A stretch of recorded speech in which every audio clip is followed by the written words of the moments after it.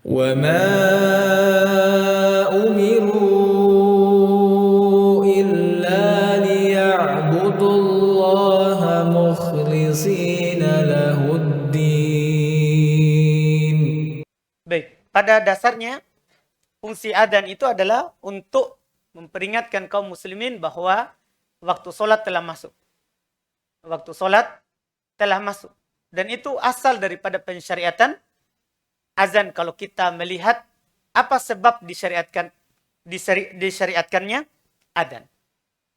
Jadi dulu di awal-awal saat turun kewajiban untuk sholat 5 waktu, yaitu setelah tahun ke-10 Nabi diutus. Karena Nabi hanya sholat 5 waktu di Mekah 3 tahun saja. Hanya 3 tahun saja. Iya, jadi 10 tahun pertama belum ada kewajiban untuk sholat 5 waktu. Setelah itu di tahun ke-10 Nabi diutus, beliau di Isra Mi'rajkan ke langit, diperjalan malamkan untuk menerima kewajiban sholat. Yang mana kewajiban sholat ini belum ada disyariatkan azan sebelumnya. Sampai di Madinah, baru para sahabat Nabi SAW membicarakan bagaimana supaya mereka berkumpul. Maka terjadilah suatu ketika, ya karena waktu itu ada usulan kita jadikan saja trompet. Tapi Nabi tidak menerimanya. Karena itu adalah syiar dan lambang ibadah dari orang Nasoro. Ada juga mengatakan kita bunyikan lonceng saja. Nabi juga tidak terima. Karena itu lambang ibadah dari agama sebelum kita. Maka dalam keadaan seperti itu, Allah Subhanahu wa taala memberikan mimpi kepada sahabat Abdullah ibnu Zaid radhiyallahu taala anhu, dan dia ceritakan kepada Rasulullah sallallahu alaihi wasallam, dan Nabi menyuruh untuk mengajarkan mimpi itu, yaitu mimpinya azan yang kita sampai saat ini ya melakukannya. Dia mimpi dengan lafaz-lafaz azan yang kita dengar setiap 5 kali dalam sehari dalam semalam. Dia mimpi dengan mimpi itu. Dan Nabi suruh untuk mengajarkannya kepada Bilal, karena Nabi menjelaskan sebabnya. Karena Bilal lebih keras suaranya daripada Abdullah ibnu Zaid. Jadi ajarkan. Itu fungsi utama daripada adzan. Supaya orang tahu masuknya waktu sholat. Apa ada fungsi lain daripada fungsi adzan? Ada beberapa kalau kita lihat fungsi lain dari fungsi adzan. Ya, pertama bisa untuk mengusir syaitan. Kalau dia merubah wujudnya menjadi ular. Ketika ada ular di rumah, maka disunahkan untuk diadzankan. Kalau dia pergi, maka itu ular yang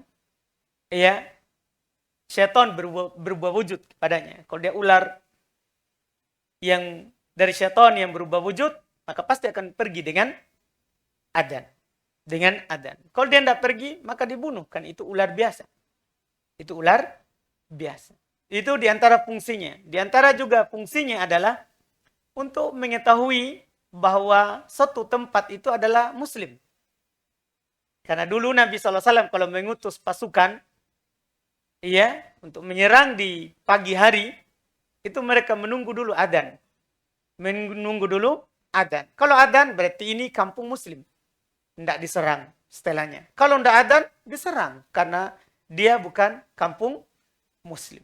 Itu diantaranya. Adapun apa yang disebutkan oleh penanya di telinga bayi, dan ketika orang dikuburkan, pertama di telinga bayi ini, ada hadits yang mereka pakai berdalil dalam hal tersebut, yaitu Nabi SAW azan di telinganya Al-Hasan dan Al-Husain ketika lahir.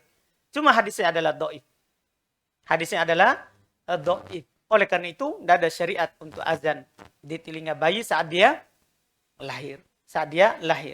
Kemudian di saat penguburan, mereka juga biasa azan di saat penguburan orang yang meninggal. Dalil mereka dikiaskan di bayi. Kan kalau dia lahir diazankan. Berarti kalau dia mati, dikuburkan di tanah, Itu diazankan juga.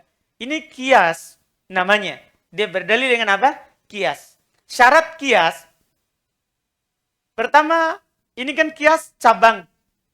Harus ada pokok yang kita mau kiaskan cabang ini ke sini. Pokoknya ini harus ditetapkan dengan dalil yang sahih. Itu syaratnya. Kalau pokoknya tidak sahih, maka yang dikiaskan kepadanya ini adalah tidak sahih. Tadi Ana sudah bicarakan sama antum, sudah bilang bahwa azan di telinga bayi saat dia lahir apa hukumnya? Hadisnya doib. Sekarang kita mau kiaskan ini. Ia meninggal dengan yang hidup sini bayi. Maka apakah kias ini diterima atau tidak? Tidak. Karena hadisnya sahih. Tidak sahih. Kalaupun sahih, ini kias ma'al farik. Karena syarat kedua daripada kias harus sama antara cabang dan pokok. Sekarang, pokoknya karena hidup.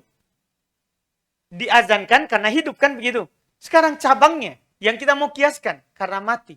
Ini namanya kalau di ulama usul bilang kias ma'al farik, fasidul i'tibar. Kias, kalau ada perbedaan antara pokok dengan cabang, itu tidak dianggap.